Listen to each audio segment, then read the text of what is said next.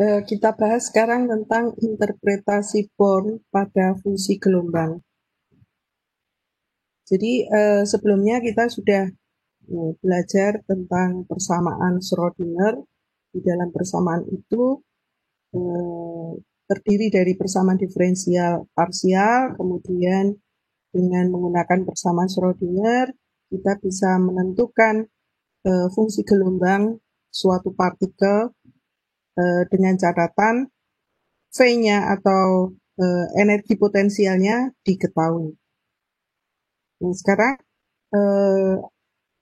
dengan menggunakan fungsi gelombang itu, apakah kita bisa menentukan karakteristik atau melakukan karakterisasi dari suatu partikel? Itu ternyata tidak dapat diketahui atau tidak dapat dijelaskan hanya dengan menggunakan persamaan diferensialnya Schrödinger saja. Jadi kita ingat kembali untuk fungsi gelombang partikel bebas itu adalah C sama dengan cos kx minus omega t ditambah I sin kx minus omega t.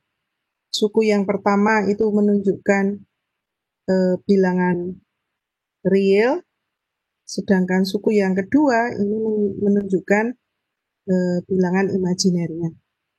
Dan ini hanya berlaku untuk partikel bebas saja yang sudah dipelajari sebelumnya, yaitu suatu partikel di mana energi potensialnya bernilai suatu konstan, ya, bernilai konstan. Karena apa? Karena tidak ada gaya yang bekerja pada partikel tersebut.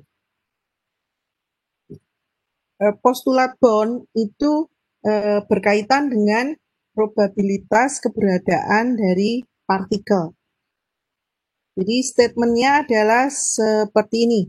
Jika dilakukan pengukuran untuk mendapatkan lokasi partikel yang berkaitan dengan fungsi gelombang C yang tergantung pada peubah X dan T, maka kebolehjadian atau probabilitas partikel bisa ditemukan di koordinat antara X dan X plus DX adalah sebesar perkalian antara fungsi gelombang dengan fungsi gelombang yang merupakan kompleks konjugasinya.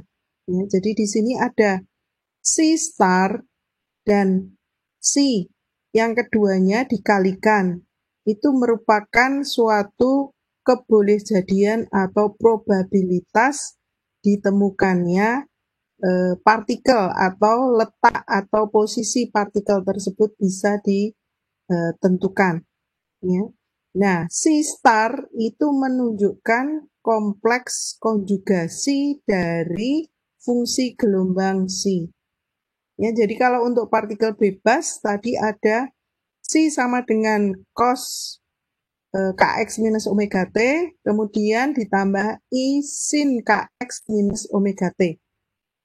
Ini adalah fungsi gelombangnya. Kemudian, apa yang dimaksud sebagai kompleks konjugasinya atau C star ini? C star sebetulnya juga mengandung dua suku ini, cos dan sinus. Jadi C star itu adalah cos Kx minus omega T, hanya saja tanda yang mengandung suku imajiner itu harus berlawanan dengan fungsi gelombangnya. Ya, jadi kompleks terkonjugasi kalau fungsi gelombangnya adalah plus I sin Kx minus omega T, nanti si starnya di sini adalah minus I sin Kx minus omega T. Ya, itu maksud dari kompleks konjugasi. Ya. Nah, jadi kebolehjadian atau probabilitas di sini diberi simbol P, di mana tergantung pada dua peubah X dan T, itu akan sama dengan perkalian antara kompleks konjugasi dari fungsi gelombang dengan fungsi gelombangnya itu sendiri. Ya. Nah, tadi sudah saya sebutkan bahwa si star itu adalah kompleks konjugasi dari si. Ya. Dengan demikian apa? Dengan demikian probabilitas atau biasa disebut sebagai densitas probabilitas, kerapatan kebolehjadian, kerapatan probabilitas itu merupakan bilangan real dan bilangan non-negatif atau bilangan positif.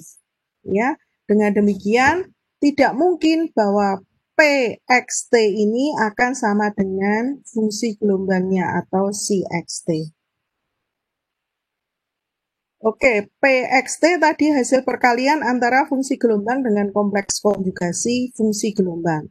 Ya, nanti hasilnya adalah densitas probabilitas, nilainya adalah bilangan real dan positif. Ya, jadi coba kita lihat di sini. Ini ada fungsi gelombang, ya, terdiri dari dua suku, suku bilangan real dan suku imajinernya. Ya, nah yang dimaksud sebagai C star atau kompleks konjugasi itu adalah pada bilangan real sama persis. Keduanya bernilai positif. Kalau C-nya positif, maka C star juga positif. Tapi akan berlawanan tanda apabila terkait dengan suku imajinernya.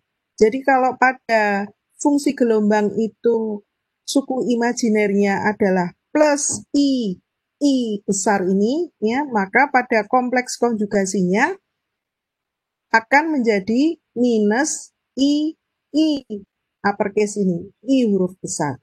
Ya. Nah, jadi karena tadi disebutkan densitas probabilitas merupakan perkalian antara C star dan C, ya,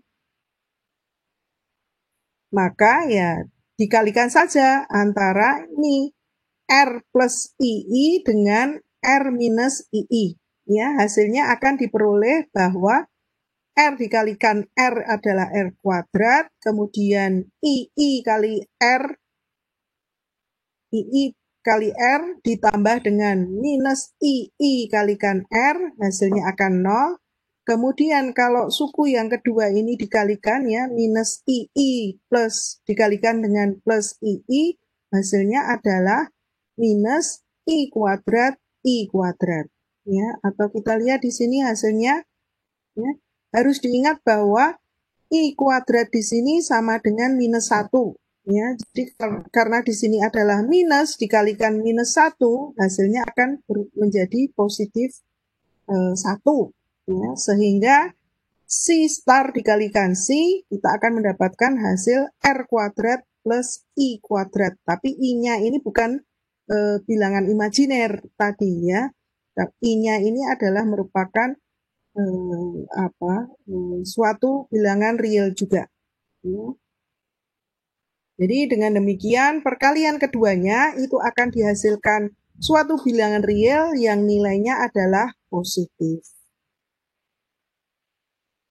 Nah, kemudian kita lihat di sini apa yang dimaksud dengan nilai ekspektasi. Ya, tadi kita sudah belajar tentang densitas probabilitas, sekarang nilai ekspektasi. Fungsi gelombang itu mengandung informasi tentang kelakuan partikel yang menentukan densitas probabilitasnya. Kemudian perlu diketahui dari detail fungsi gelombang tentang informasi selain posisi. Ya, misalnya apa? Misalnya momentum, kemudian energi, atau bisa jadi kuantitas lain yang mengkarakterisasi kelakuan dari partikel tersebut.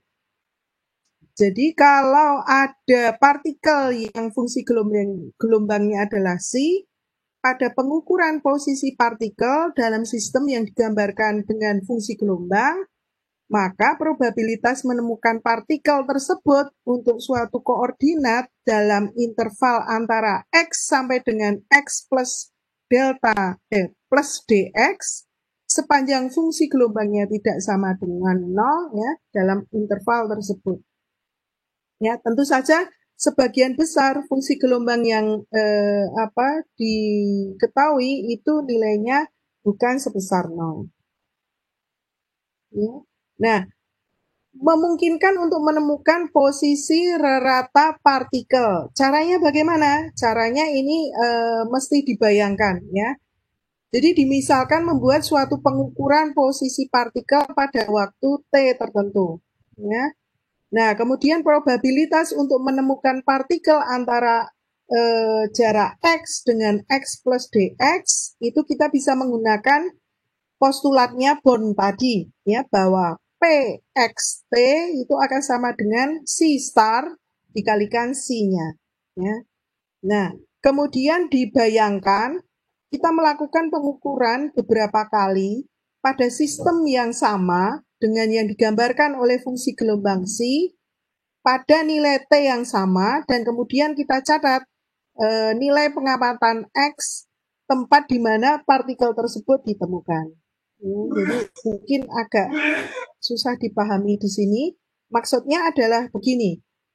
Jadi kalau suatu partikel itu dibatasi hanya bisa bergerak pada sumbu X saja, kemudian kita lakukan beberapa pengukuran partikel tersebut, dan diperoleh hasilnya bahwa partikel dapat ditemukan pada posisi X1 sebanyak N1 kali, di posisi X2 sebanyak N2 kali, kemudian pada posisi Ni sebanyak pada posisi XI sebanyak Ni kali, ya, dan begitu seterusnya, maka kita bisa menentukan nilai rata X.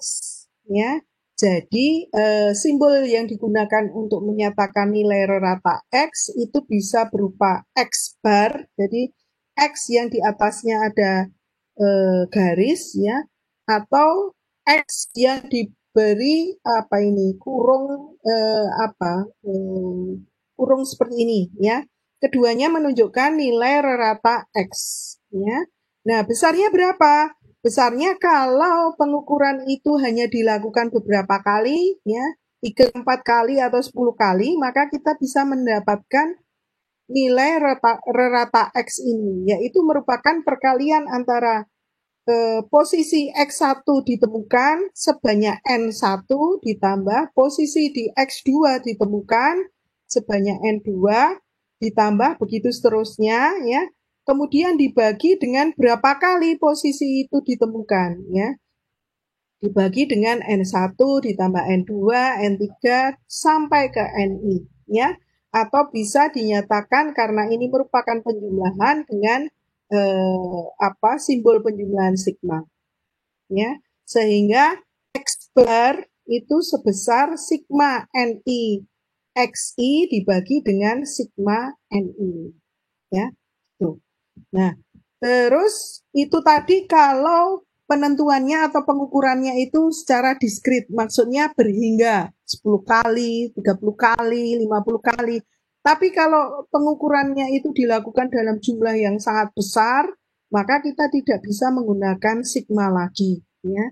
Sebagai gantinya adalah kita bisa menentukan X bar itu dengan menggunakan integral dari batas integral minus tidak berhingga sampai tidak berhingga X Px dx dibagi dengan integral dari minus tidak berhingga sampai plus tidak berhingga dari Px dx, ya.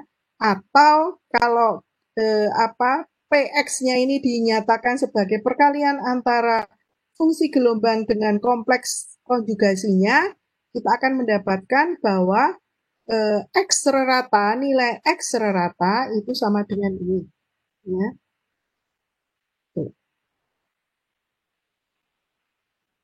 Nah, kemudian dapat digunakan rata nilai pengamatan untuk mengkarakterisasi posisi pada waktu T dari partikel yang terkait dengan fungsi gelombang C, ya.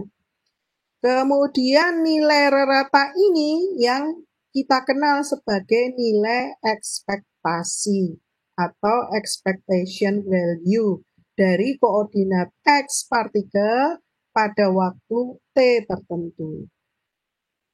Ya, jadi tadi sudah disampaikan bahwa untuk mendapatkan X bar, nilai ekspektasi X itu sama dengan X dikalikan densitas probabilitasnya. Kemudian diintegralkan dari batas integral yang sudah ditentukan. Integran dalam persamaan di atas adalah koordinat X yang dikalikan dengan probabilitas pengamatan nilai tersebut. Dengan postulat Born, untuk mengevaluasi densitas probabilitas sebagai fungsi gelombang, ya, tadi persamaannya adalah seperti itu. Kita juga bisa menyatakan seperti yang sebelumnya itu, bahwa nilai ekspektasi untuk X atau nilai rata X itu merupakan integral dari X dikalikan C star dikali C dx, ya, dibagi dengan integral probabilitasnya, ya, di mana probabilitas, densitas probabilitas merupakan perkalian antara fungsi gelombang dengan kompleks konjugasinya. Ya. Nah, di sini kalau kita perhatikan, kalau kita menentukan densitas probabilitas yang bagian penyebut, ya, dengan batas integral dari tidak berhingga, minus tidak berhingga sampai plus tidak berhingga, nanti kita akan memperoleh nilainya itu adalah 1, probabilitasnya adalah 1.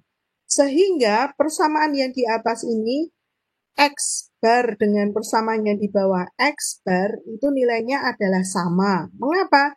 Karena penyebutnya bernilai 1. Nah, kemudian itu tadi adalah menentukan nilai ekspektasi untuk X atau menentukan nilai rata X.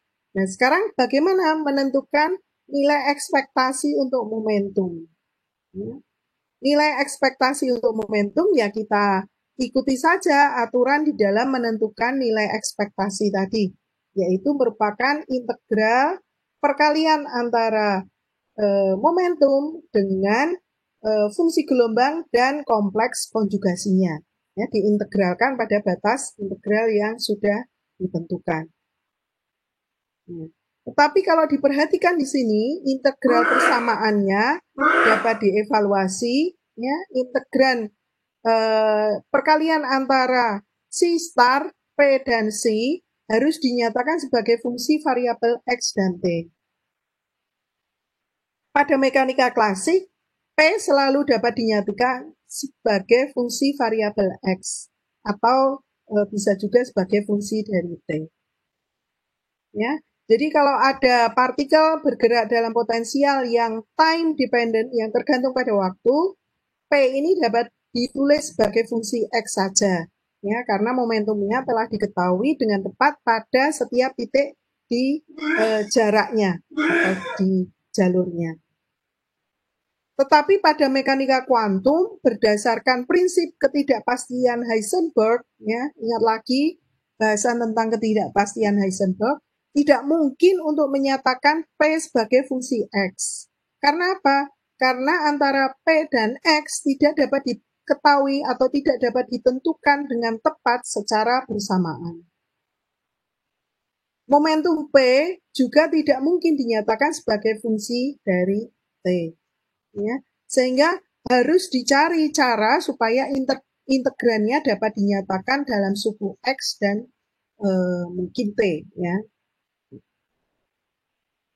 Nah, salah satu caranya dapat menggunakan fungsi gelombang partikel bebas yang sudah dipelajari, yaitu C untuk yang partikel bebas xt sama dengan cos kx minus omega t ditambah I sin kx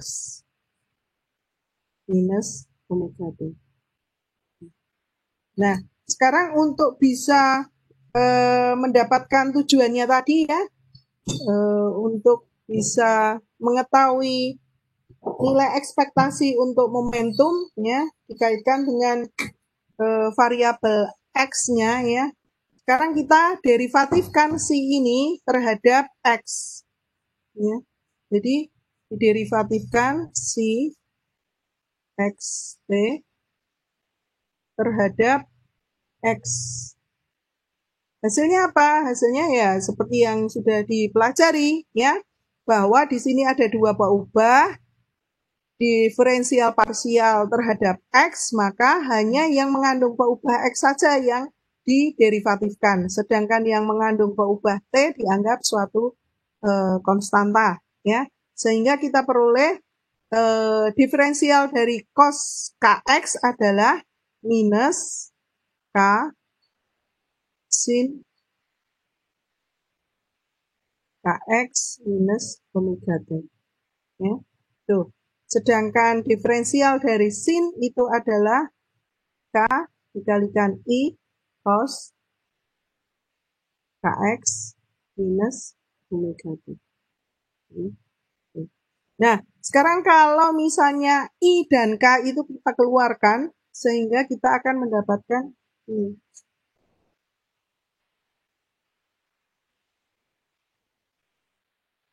I, K dikeluarkan, ya, maka kita akan mendapatkan I dan K, berarti di sini adalah cos Kx minus omega T, ya. Sedangkan sisi yang di sini minus K, ya, K-nya keluar, berarti di sini ditambah dengan I sin Kx minus omega T. Ya, ingat bahwa sini ya catatannya, bahwa kalau kita memiliki I, K dikalikan dengan I, ya, hasilnya adalah minus K. Ya. Karena apa? I dikalikan I adalah minus 1. Ya kan? Minus K. Ya.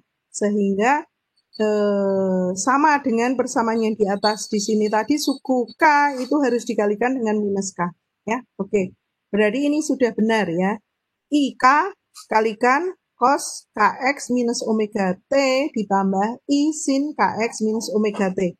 Ingat bahwa ini tadi adalah si xt. Ya, ya kan?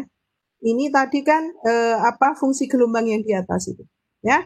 Sehingga derivatif dari si terhadap x kita akan peroleh I K si x t, ya.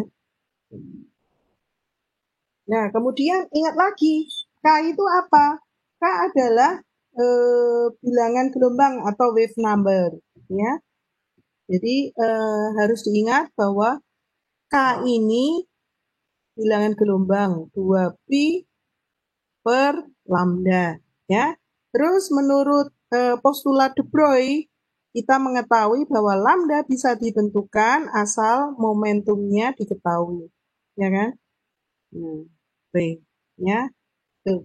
Jadi kalau lambda ini digunakan persamaan atau postulat de Broglie ini digunakan untuk di dalam penyebut untuk bilangan gelombang, kita akan dapatkan bahwa K sama dengan 2pi per H per P, ya. Nah, atau K akan sama dengan 2pi P per H, ya. Ingat bahwa kita memiliki konstanta H bar, di mana H bar ini didefinisikan sebagai konstanta Planck dibagi 2pi. Ya. Sehingga K itu bisa dinyatakan sebagai P dibagi dengan H bar. Ya. Tuh. Sehingga kalau K yang ada di persamaan ini diganti dengan K sebesar P per H bar, ya, maka kita akan mendapatkan dosi dou X sudah dinyatakan sebagai I K C, ya, di mana K-nya tadi harus diganti dengan P per H bar, ya. Dengan demikian kita punya I P per H bar C. Ya. Nah, sekarang kalau I habarnya ini dipindah ke sisi sebelah kiri, maka kita akan mendapatkan habar per I do si do X akan sama dengan P si. Ya. Nah, I-nya kalau dinaikkan ke atas boleh ya. Caranya bagaimana? Ya kalikan saja. Habar dikalikan I, tapi di sini harus dibagi dengan I juga. Sini tadi I, ya. I dikalikan I minus 1, ya. Sehingga hasilnya adalah minus I habar. Ya. Nah, itu. Nah, sekarang persamaan ini nyatakan saja sebagai minus I habar. Sehingga hasilnya adalah, nih, saya tulis di sini ya, minus I habar do X, ya. Ini saya pisahkan si-nya, ya, si XT, ini harus sama dengan P si XT. Ya. Nah, di sini ada si, di sini ada si, ya, sehingga sebetulnya P itu bisa dinyatakan sebagai minus I habar do X. Ya. Nah, inilah yang disebut sebagai operator diferensial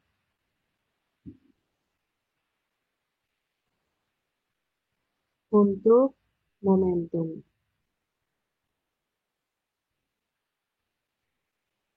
Ya. Operator diferensial untuk momentum. Ya. Jadi apa ini tadi ya derivatifnya, kemudian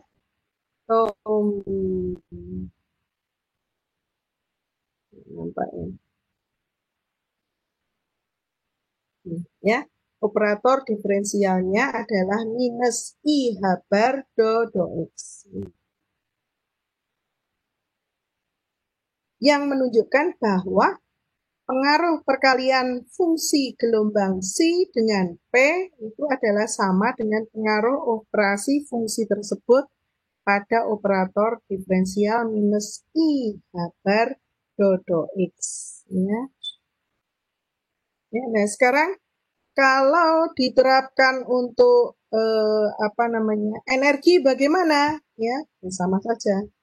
Ya, untuk menentukan operator diferensial energi bisa dengan cara yang sama, ya.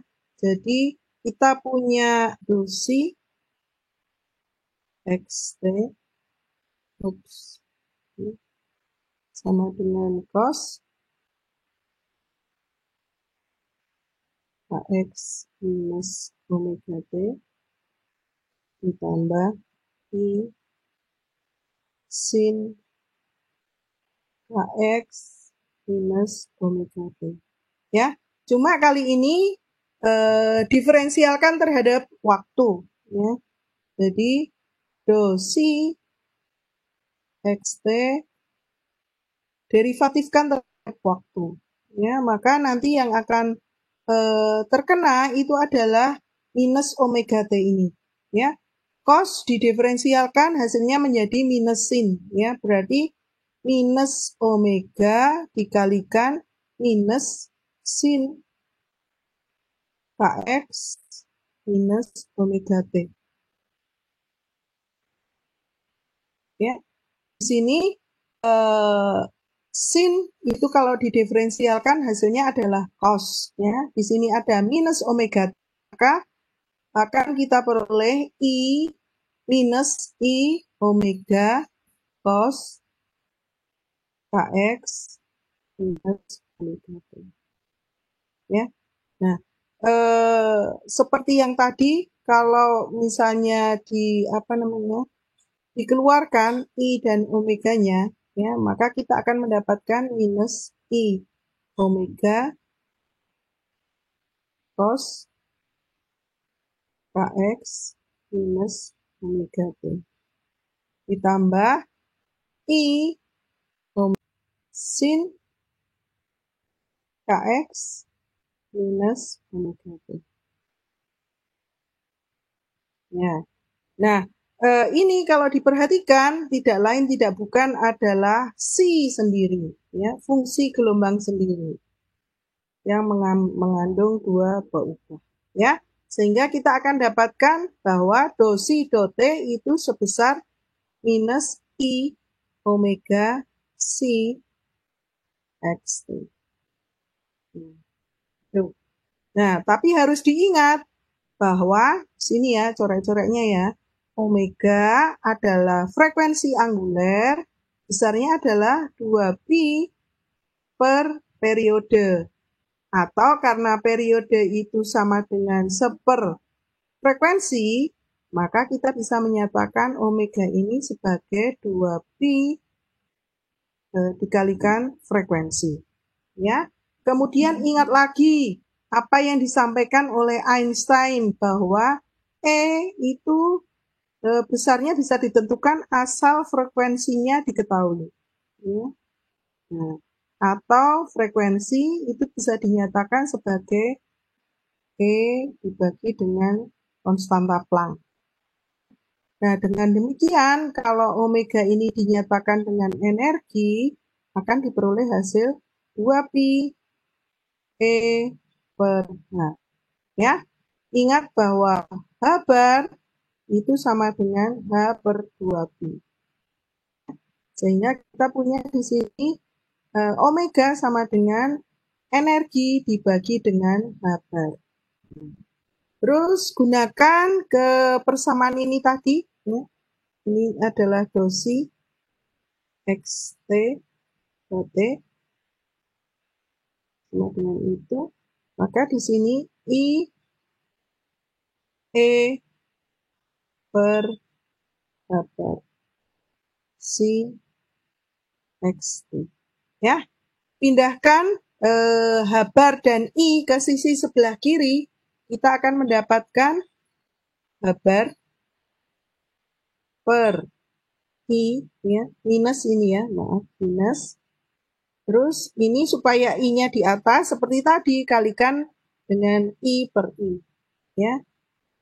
Nah, do T, si X, T. Ya, ini akan sama dengan E, si X, T. Ya. Nah, ini hasilnya adalah minus, ya. Sehingga nanti kita akan mendapatkan positif I H bar do T si Xt sama dengan E si Xt. Ya.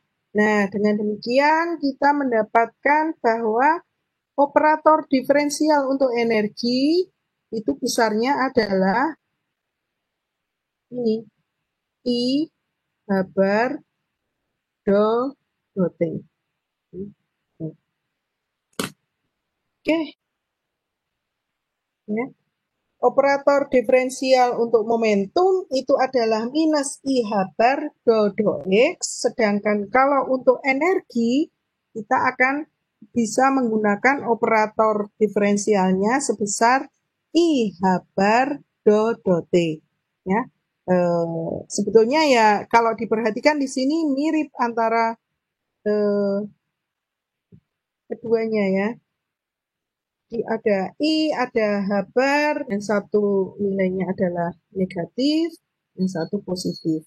Yang satu diderivatifkan terhadap X, sedangkan yang energi diderivatifkan terhadap T. Jika diterapkan untuk menentukan nilai ekspektasi momentum, ya nanti perkalian antara fungsi gelombang dan kompleks konjugasinya, ya. Tapi tentu saja begini bedanya. Kalau untuk menentukan nilai ekspektasi X, ya, kita bisa menempatkan X di depan dari kompleks konjugasi. Beda dengan kalau menentukan nilai ekspektasi untuk momentum dan energi.